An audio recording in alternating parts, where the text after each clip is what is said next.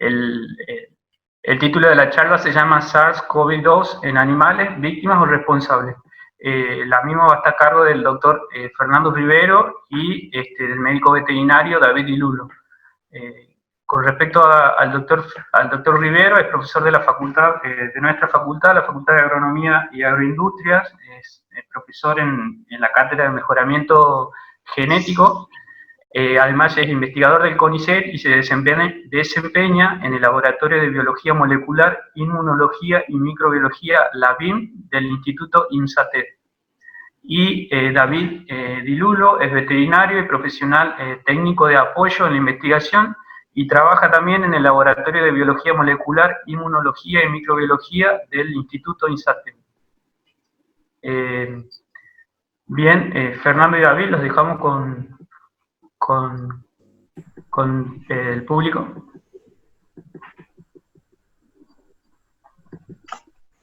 Bueno, ¿qué tal? Buenas tardes. Primero agradecerles a ustedes por la invitación. Nos encanta entonces participar de este tipo de eventos y sobre todo nos permite difundir algo que es tan importante en este momento de la pandemia. Bueno, nosotros lo que queremos hablar un poco con David es contarles cuáles son las implicancias que tienen los animales en esta enfermedad viral. Primero, este virus que se ha generado a partir de animales ha generado la pandemia que hoy conocemos en el mundo, este SARS-CoV-2, que significa coronavirus 2, síndrome respiratorio agudo severo. Ya hemos tenido un SARS hace unos cuantos años atrás. Es el agente causal de la enfermedad COVID-19. Y bueno, hay varios datos relevantes, ¿no? 45 millones de infectados en el mundo, 1 millón de muertos. Ya hemos superado esta cifra. También en la Argentina 1 millón de infectados, ampliamente superado, y los más de 30.000 muertos. Voy a hablar un poquito de cómo es el virus. El virus se llama coronavirus porque básicamente en la estructura de este virus tiene proteínas que recubren la superficie del virus y que tienen forma de espícula. Estas proteínas con forma de espícula se denominan proteínas S, son glicoproteínas, y le dan un aspecto de corona y por eso mismo el nombre que recibe.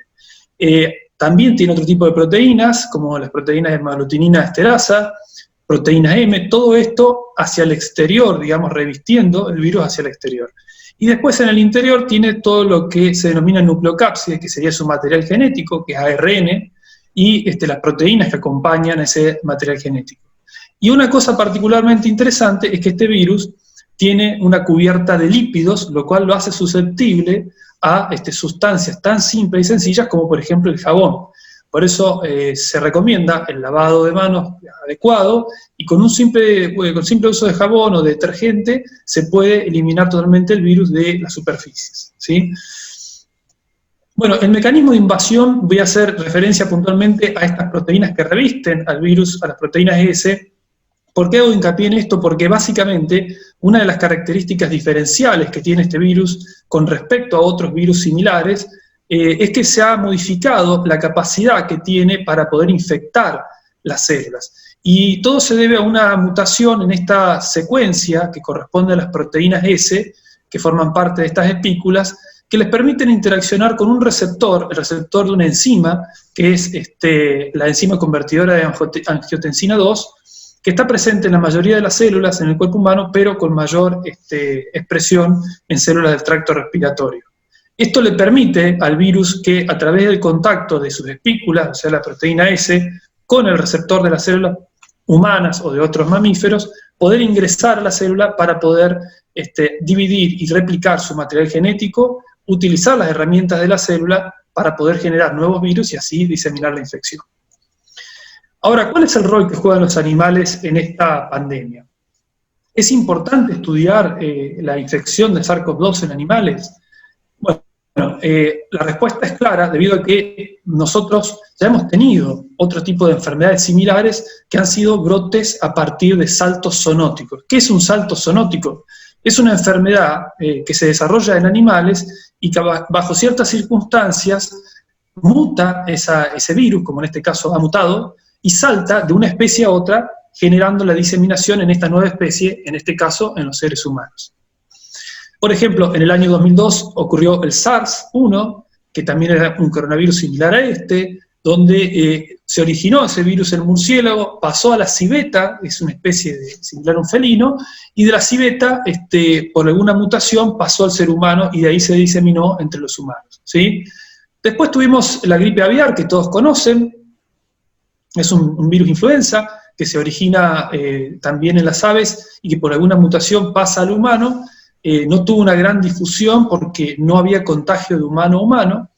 Posteriormente, en el 2009-2010, aparece la gripe H1N1, conocida como gripe A, que fue un salto zoonótico de la gripe aviar hacia los cerdos, y posteriormente en los cerdos sufrió una mutación y pasó al humano y permitió el contagio de humano a humano, lo cual llevó a que este virus, que todavía hoy seguimos nosotros inmunizando con la vacuna anualmente, haya llegado a los 200.000 muertos.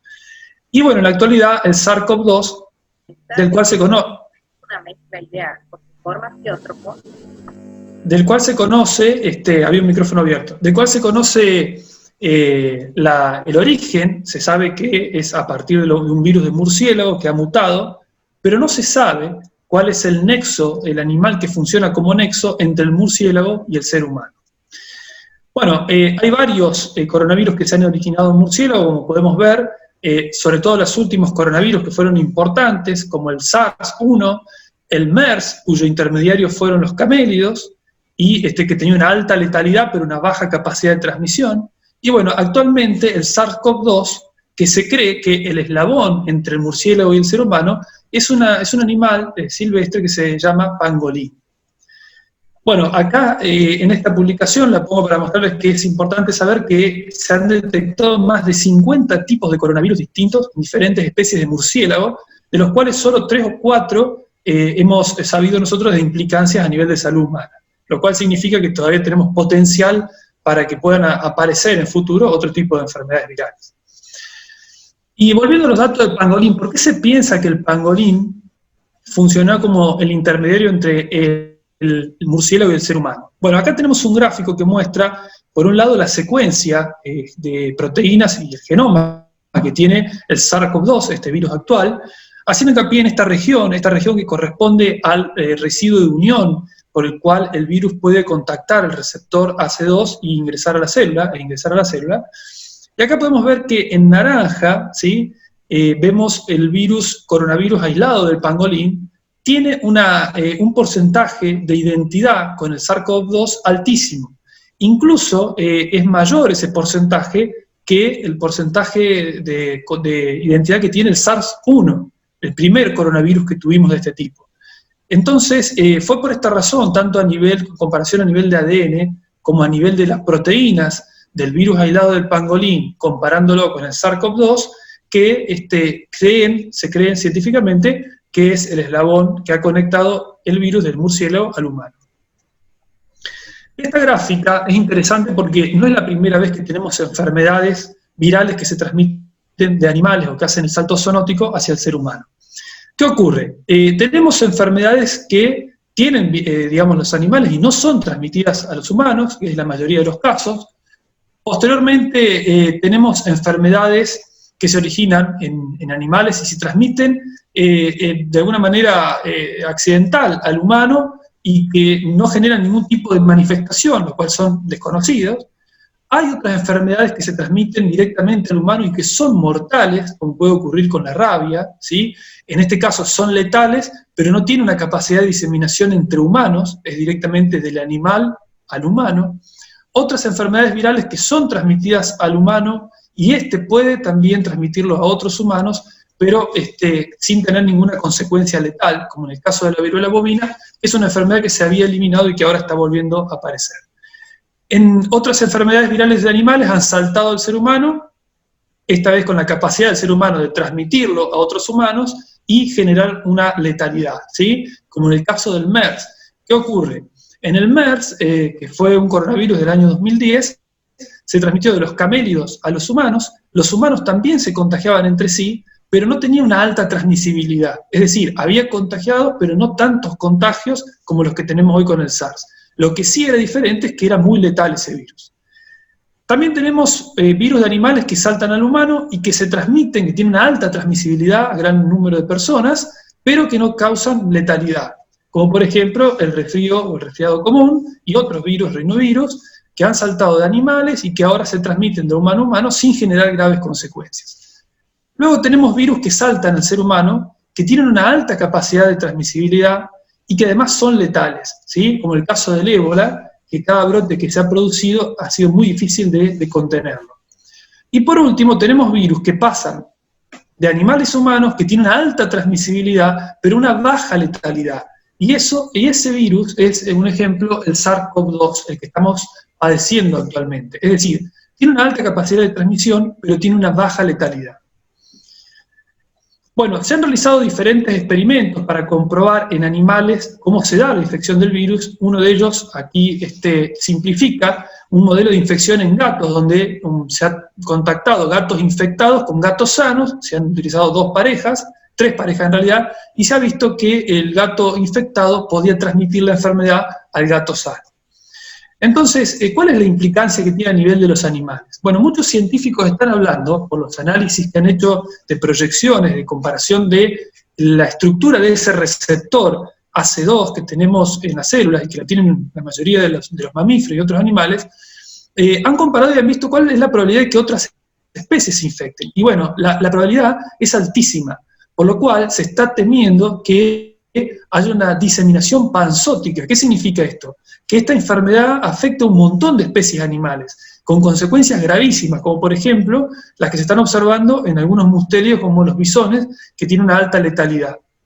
La diseminación de este virus a nivel de los ecosistemas podría generar realmente un problema o incluso la extinción de alguna especie en particular. Por lo tanto, desde este punto de vista, consideramos que si bien son responsables los animales, porque a partir de ahí se ha originado, creo que no son los responsables directos, más bien ya conocemos quién es el responsable principal, que somos nosotros, los seres humanos, que, a ver, estos virus en los animales estaban hace miles de años y han ido evolucionando junto con ellos. Lo que ocurre es que nosotros hemos llevado la situación hasta un extremo tal donde hemos generado que las presiones, como por ejemplo el comercio de especies salvajes, el consumo de especies salvajes, la destrucción de los ecosistemas, nos ha llevado a tener contacto con ciertos animales que antes no eran peridomiciliarios y por eso mismo este tipo de enfermedades, si seguimos en este camino, van a seguir apareciendo.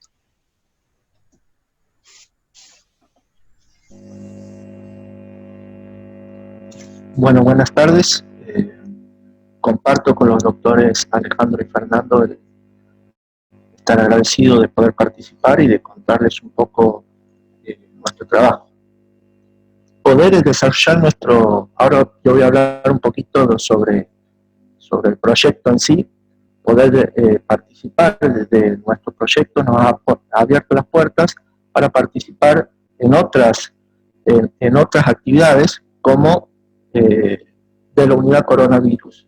El Ministerio de Ciencia, Tecnología e Innovación, junto al Ministerio de Salud y al Ministerio de Ambiente y Desarrollo Sostenible de la Nación, ha convocado a todos los grupos de investigadores que trabajan en la temática y tienen proyectos afines para el desarrollo de protocolos a nivel nacional.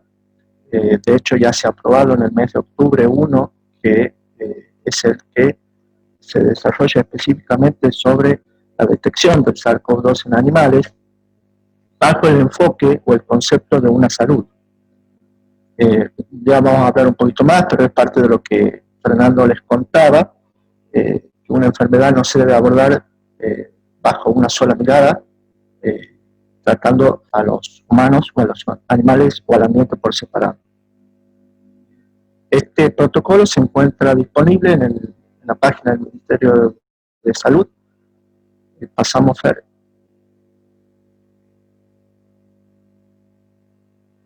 Y básicamente lo que el protocolo, de los objetivos del protocolo, que están muy en sintonía con los objetivos que habíamos escrito en nuestro proyecto al principio de año, es generar unos lineamientos para el diagnóstico a los animales que sean sospechosos de tener el SARS-CoV-2. Y mediante el muestreo de estos animales, recoger información que nos ayude a la gestión de esta pandemia y poder actuar en la misma o predecir a futuro, ¿no? Pasamos a ver. Ahora sí, dentro del proyecto en el que participamos, el título es La vigilancia epidemiológica en animales domésticos de personas infectadas con SARS-CoV-2 y posibles reservorios, amplificadores o transmisores del virus en la fauna autóctona. Los objetivos particulares de este proyecto al momento de desarrollarlo, pensarlo y escribirlo eran, en primer lugar, realizar el diagnóstico de los animales domésticos o de la fauna autóctona y silvestre. Una vez, si es en el caso de tener un animal positivo, ya vamos a hablar un poquito sobre la metodología del diagnóstico, qué opciones tenemos, pero en el caso de encontrar un positivo, como se ha encontrado ya en varios países del mundo, realizar la evaluación clínica de estos animales para obtener justamente esa información que nos permita hacer y cumplir con el siguiente objetivo, que es el análisis epidemiológico, y describir un poco la dinámica de la enfermedad en nuestra región. Y por último, participando de esta unidad coronavirus, surge la necesidad de trabajar en consorcio con un grupo de investigación de La Plata, de la Facultad de Ciencias Veterinarias de La Plata, donde ellos proponían hacer la caracterización de las cepas que se puedan encontrar. ¿Seguimos? ¿Cuál es el fundamento? Bueno, mucho del por qué ponemos en marcha nuestro proyecto, ya lo ha hablado Fer, es una enfermedad de origen animal, que tiene la principal vía de transmisión, que es en las personas, y a medida que desde el origen, desde que empezó la pandemia, y ante la urgencia y la facilidad de contagio que adquiere, se empiezan a desarrollar modelos experimentales en animales para poder determinar si era posible transmitirlas y a qué especies eran susceptibles. Y es así que empiezan a aparecer varios, como les digo, en bioterios, bajo condiciones de laboratorio, donde la inoculación era una carga viral alta, y empiezan a aparecer algunas especies como los golden hamster, los gatos, los macacos, los ratones, etc., con una alta susceptibilidad en los hurones. Y a medida que transcurrían los meses y se convertía en una pandemia, se empezaba a ver que a campo aparecían otras especies animales en zoológicos y en domicilios particulares y en granjas peleteras, y es así que empiezan a aparecer grandes felinos en zoológicos, gatos y perros domésticos, y empiezan a tener serios problemas en las granjas de producción de bisones, con medidas tomadas drásticas. Entonces, como podemos ver, ya son varias y numerosas las especies que se viene comprobando que son susceptibles. Por lo tanto, el por qué desarrollamos o proponemos realizarlo en nuestra región está más que justificado. Es así que la vigilancia en los animales entonces se vuelve relevante en principio para la salud pública, pero también esta información que vamos a recoger ayuda al diseño de políticas sanitarias, y aquí sí las políticas sanitarias que se van a diseñar tienen que ver no solamente con la salud humana, sino con la salud animal y medioambiental, ¿no? Ese es el concepto de una salud. ¿Seguimos, Fer? Bien. ¿A quiénes vamos o cuál es el criterio de selección para diagnosticar a estos animales? Bueno, definimos entonces, en realidad lo hace la Organización Mundial para la Salud Animal, y define un caso sospechoso como aquellos animales que estén en estrecho contacto con una persona positiva a la COVID-19. Define también lo que ese es un caso sospechoso, ¿no? A ese individuo es el que le vamos a realizar la toma de muestras y las determinaciones. De ahí vamos a obtener un caso confirmado o un caso descartado. Y tenemos dos maneras de realizarlo. Por un lado, a través de la identificación del agente del SARS-CoV-2, el método de casi universal que se está usando en todos lados es la reacción en cadena de polimerasa con transcripción inversa, que es la RT-PCR. Se pueden usar otras metodologías como la amplificación isotérmica, el aislamiento del virus, pero ya requieren el aislamiento del virus de laboratorios con medidas de bioseguridad tipo 3 en adelante, la secuenciación del genoma viral y otras pruebas moleculares. Aquí hay que destacar que todas estas pruebas y las que vamos a nombrar después son en humanos, o sea, no existe un kit desarrollado para la detección de la enfermedad en animales. Tenemos que usar una variedad de kits, pero todos de uso humano, en las cuales tenemos que ajustar la técnica y ponerla a punto, y en eso estamos, ¿no? Estamos trabajando con eso. ¿Seguimos, Fer?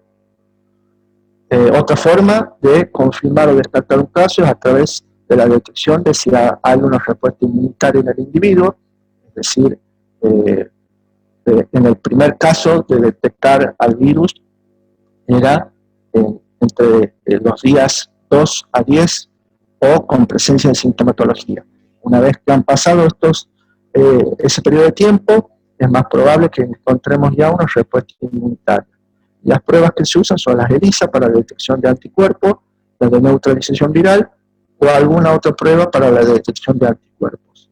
En este caso, repetimos y nos encontramos con el mismo problema, es decir, no hay un kit desarrollado para la detección de anticuerpos en animales, y es un poco más complicado porque cada especie tiene su anticuerpo específico, por lo tanto hay que desarrollar para cada especie en particular uno. Nosotros hemos, por gentileza de la doctora Gamarnik, hemos conseguido un kit para detección de anticuerpos que lo hemos ido adaptando y lo estamos trabajando. Después de la definición de caso y en caso de encontrar un positivo, la notificación de los casos es obligatoria. ¿Cómo vamos a realizar la determinación? No es muy diferente a lo que se hace en humanos, y es el hisopado orofaringio, es el más usado. El nasofaringio depende mucho de la especie animal a trabajar o susceptible. La sangre, la extracción justamente por lo que comentaba anteriormente, para la determinación de anticuerpos, ya que la gran cantidad de casos que venimos viendo y de acuerdo a la literatura que estamos leyendo es que es asintomático. Entonces, por ahí pasa desapercibido el periodo en que podemos, si no tenemos los datos epidemiológicos de las personas, realizamos igualmente el hisopado, pero es muy probable que nos hayamos perdido esa ventana de detección del virus y sacamos sangre de todas maneras para realizar la detección de anticuerpos. También está la opción del hisopado rectal, y en el caso de que sean animales que no son dóciles, complicados, agresivos o una especie agresiva, se puede recolectar materia fecal. Para todos los casos se requiere la autorización, el permiso y el acuerdo del tenedor responsable. Proponemos que siempre en todos los procedimientos se priorice el respeto al bienestar animal. Por la introducción que ha hecho Fer, sabemos lo importante que es la conservación de las especies y de los ambientes. Es decir, en el caso sobre todo de especies de la fauna autóctona, casi todos los trabajos de investigación se han suspendido por el temor o el riesgo que hay de transmitir esta enfermedad a esas especies. Hay tres opciones a la hora de tomar las muestras. El muestreo se puede hacer directamente en las clínicas veterinarias. Cuando el animal es llevado a la consulta, es generalmente lo llevan ante la presencia de una sintomatología parecida a la sintomatología respiratoria o digestiva de los humanos, o a veces por simple temor o curiosidad, por supuesto que en este caso no lo lleva la persona que ha dado positiva, sino a alguien de confianza o algún pariente. También se puede realizar, y aquí es donde adoptamos las medidas de bioseguridad, cumplimos con los protocolos de la OMS y de la OIE, usando el equipo de protección personal. Puede realizarse en zoológicos, centros de rescate, en parques nacionales, o directamente ante la consulta del propietario y la imposibilidad de llevar el animal a la veterinaria, lo hacemos directamente concurriendo al domicilio del paciente. Hay 3 laboratorios o 3 proyectos en marcha en todo el país que se dedican a la determinación del virus. Uno es el grupo de investigadores de La Plata, de la Facultad de Ciencias Veterinarias de La Plata, con el que estamos trabajando nosotros en consorcio.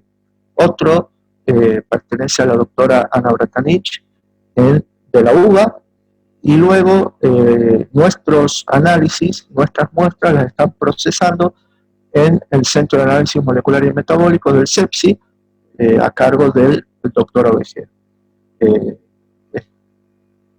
Bien, ahora, tomamos las muestras y tenemos la determinación. ¿Qué hacemos con los resultados? ¿Qué es lo que recomienda la Organización Mundial para la Salud Animal?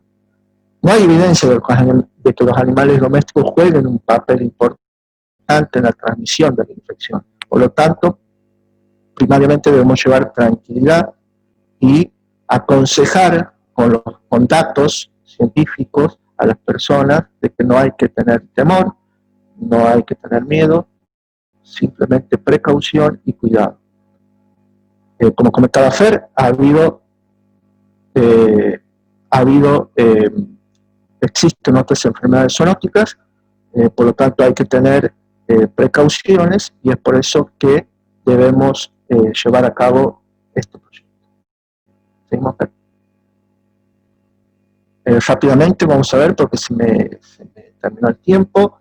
En el caso de que tengamos una mascota, un animal positivo o esté en estudio, los cuidados que debemos tener, como decíamos, es llevar tranquilidad y aconsejar solamente. No son diferentes a los que estamos teniendo nosotros las personas, hay que tratarlos como si fueran parte de la familia.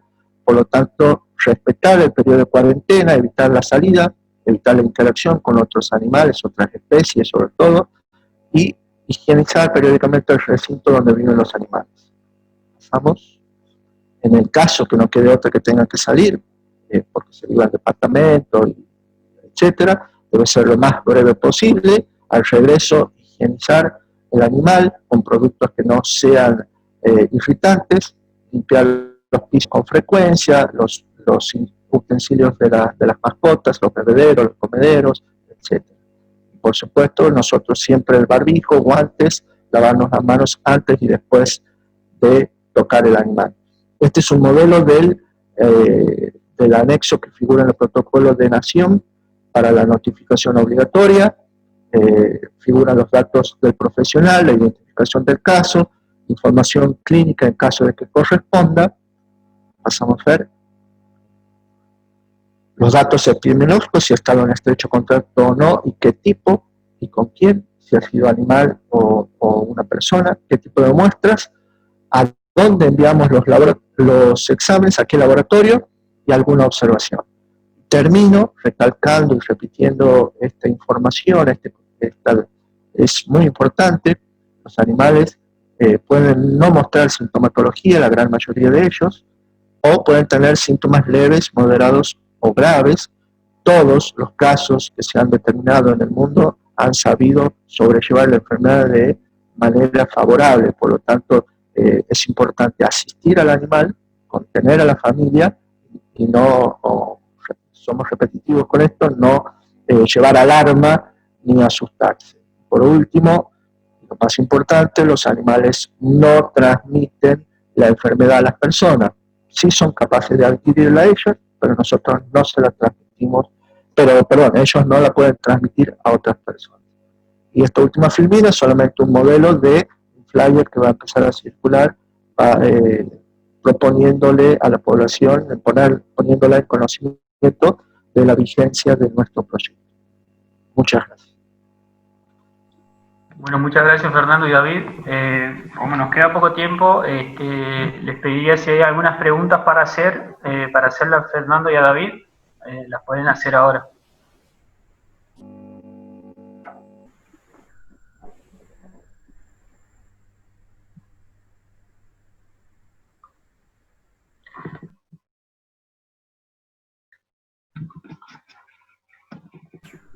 Si no hay alguna, yo le quería, no sé si es un comentario o una pregunta, o las dos cosas a la vez, pero Fernando, en su exposición hablaba de que claramente las acciones antrópicas que lleva a cabo el hombre y la movilidad de los animales salvajes hacia las ciudades, estaba exponiendo al hombre a la ocurrencia de estos contagios.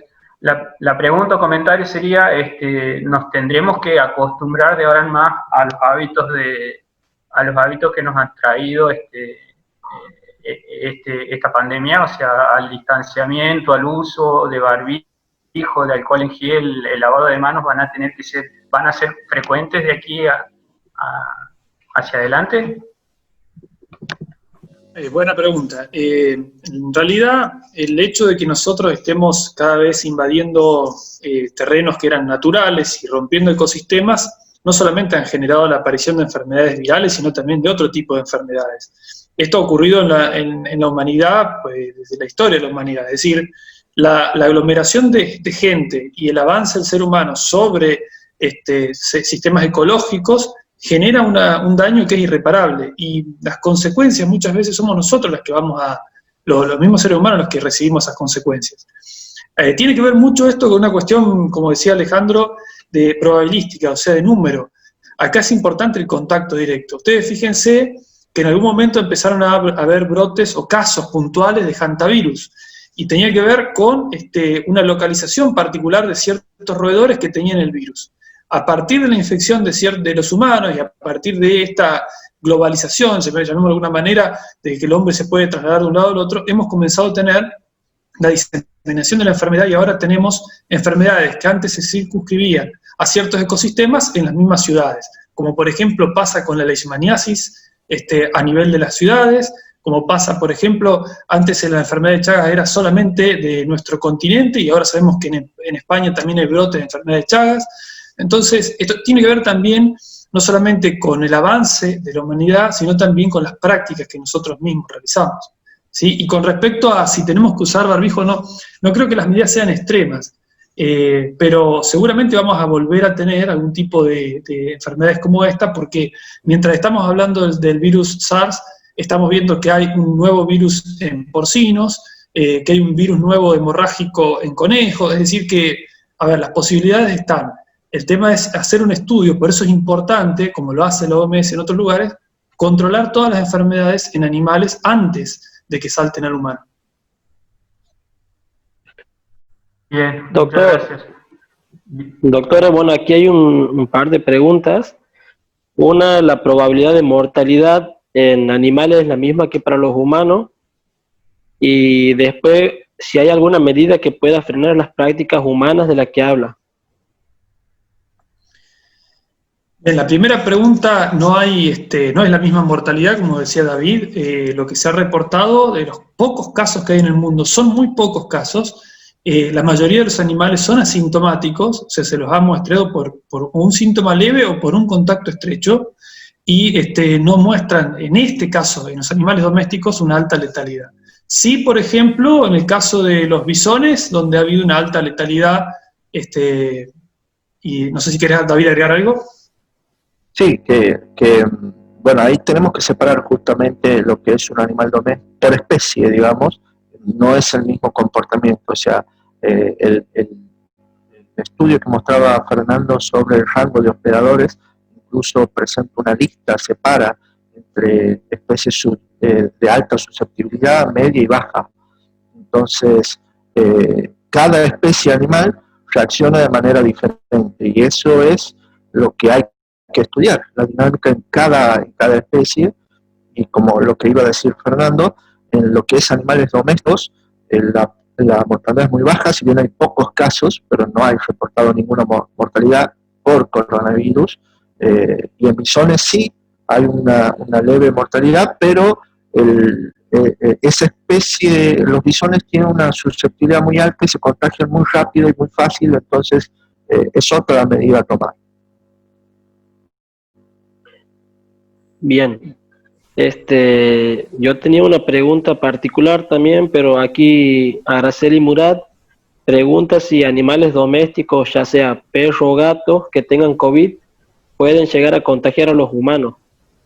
No está demostrado en ningún lugar del mundo que los animales que se hayan confirmado que tengan coronavirus hayan transmitido la enfermedad a otra persona de la familia o a otro ser humano.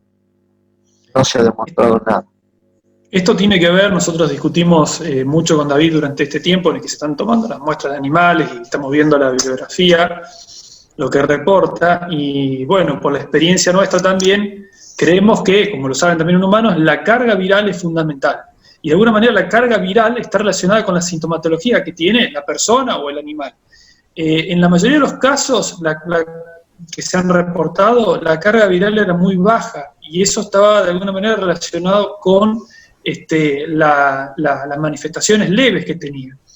Por otro lado, hay que aclarar, y esto es importante, que los métodos diagnósticos de biología molecular, como la PCR tiempo real, es totalmente dependiente de la carga viral. Es decir, significa que si uno tiene una carga viral muy, muy baja, o que toma la muestra en un momento donde el virus no se está replicando lo suficiente, puede dar un negativo. ¿Sí? Entonces, a ver, son especulaciones que están, digamos, en el ámbito científico, pero que de alguna manera podrían probar el por qué es tan difícil diagnosticar en animales el virus, y por otro lado, es tan difícil que un animal pueda contagiar a una persona, un animal doméstico, ¿no? Lo cual no quiere decir de que ellos mantengan el virus como reservorio, que eso es otra historia. ¿Sí? O sea, si ellos se infectan con el virus, porque nosotros los humanos los podemos contagiar a los animales domésticos, ellos pueden mantener el virus y servir como un reservorio que puedan mantener el virus y eliminarlo, por ejemplo, a través de las heces, o en algún momento podría evolucionar o mutar el virus estando en un animal. ¿Sí? Esto no significa que los animales sean responsables, hay que tratar de minimizar y atenuar también los síntomas en el animal y tratar de contener la diseminación. Bien, y yo quería preguntarle, porque usted ha mencionado, o capaz que yo he malinterpretado, de la alta transmisibilidad que tenía de un animal a otro. No sé si he escuchado bien yo o me he confundido.